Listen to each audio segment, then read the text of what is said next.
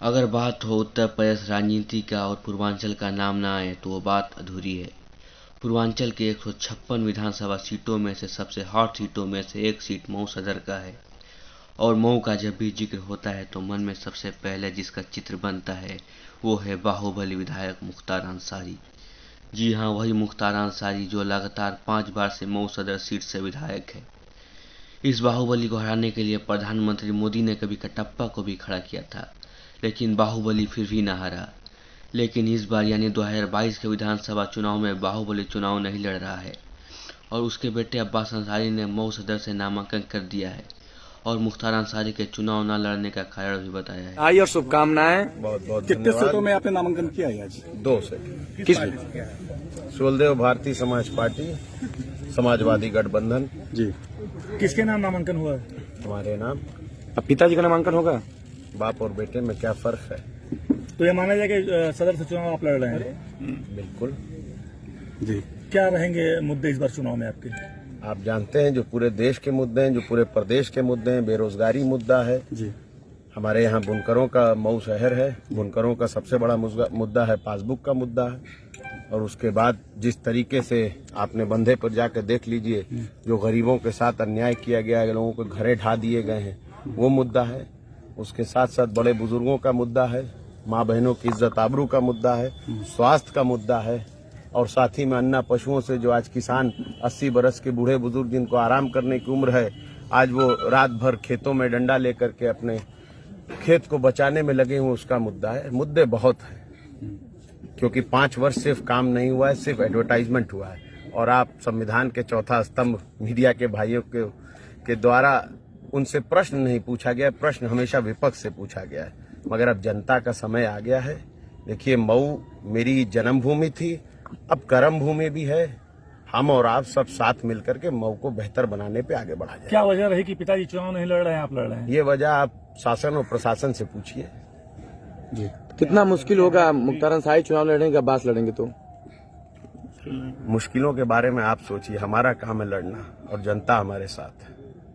ठीक, thank you. आपके सामने अशोक सिंह है, भारतीय जनता पार्टी। मेरे सामने कोई नहीं है। मैं जनता के साथ, उनके आशीर्वाद के साथ लड़ रहा हूँ और लोकतंत्र है देश में। सामने अलग अलग दलों के अलग अलग प्रत्याशी चुनाव में दाखिल किए हैं, वो चुनाव लड़ रहे हैं और सब है। आप क्यों एक ही व्यक्ति विशेष का नाम लेते हैं? मेरे ख्याल से 8-10 प्रत्याशियों ने अभी तक तो नामांकन कर दिया और आने वाले दो दिनों में और 2-4-10 प्रत्याशियां करेंगे। प्रेस कॉन्फ्रेंस में आपने उस दिन कहा था अब्बास अंसारी चुनाव नहीं लड़ेगा। गलती कर दी थी, तब तक नहीं लड़ना था, फिर लड़ना था। तब तक प्रशासन ने अपना असली रूप नहीं दिखाया था, अब दिखा रही है। कोई परेशानी हो गई थी? क्या परेशानी? देखिए, कुछ बातें आप भी करिए, हर बातों का जवाब हम ही दे देंगे तो मीडिया क्या करेगी?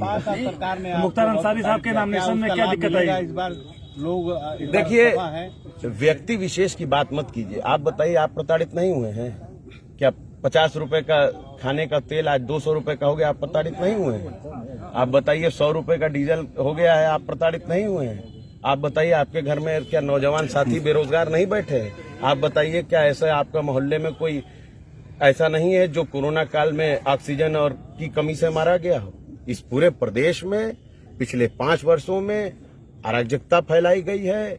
जाति विशेष लोगों के द्वारा लोगों के ऊपर उत्पीड़न किया गया है, उनके मान सम्मान और इज्जत आबरू पे हाथ डाला गया है और सभी उन लोगों को साथ दिया गया है जो जनता का उत्पीड़न करने का काम करते हैं। जनता की बात कर रहे हैं, वो कोरोना काल में वो जनता के बीच से गायब थे। ये सवाल आप पूछ सकते हैं, उनसे क्यों नहीं पूछते हैं जिनकी ये जिम्मेदारी है? जिनकी जिम्मेदारी होती है, आप यहाँ मऊ के प्रतिनिधि हैं, आप आपके पिता उठा के। के देखिए वो समय, भारतीय जनता पार्टी लोकसभा चुनाव मऊ से हारने के बाद क्या क्या गुल खिलाई है और क्यों मैं मऊ से दूर रहा या मेरा परिवार मऊ से दूर रहा, इसके जवाब आपको 10 तारीख को मऊ की आवाम से मिल जाएगा। आप 10 साल की बात कर रहे हैं, इस कोरोना काल में आप प्रतिनिधि होने के नाते आपका एक भी जो है व्यक्ति दिखाई नहीं दिया, उस पर आप क्या कहना? ये बताइए कि क्या कोई सर पे पोस्टर लगा के घूमेगा तभी मानेंगे क्या ये मेरे प्रतिनिधि नहीं है, ये मेरे प्रतिनिधि नहीं है? यहाँ पीछे खड़े हुए लोग क्या विदेश में थे? आप बताइए। देखिए, आप समझिए, अगर लिफाफे में प्रश्न आए हैं, उन प्रश्नों को पूछना है।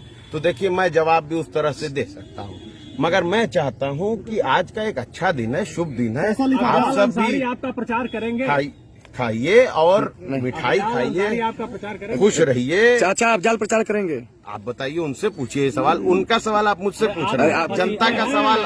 भतीजे हैं, सांसद जी हैं। वो अपने आप में खुद अफजाल अंसारी साहब हैं, खुद मुख्तार हैं, वो अपने आप में जवाब आपको बेहतर दे सकते भतीजे हैं। का प्रचार करेंगे। आशीर्वाद प्राप्त है मुझे हर व्यक्ति का।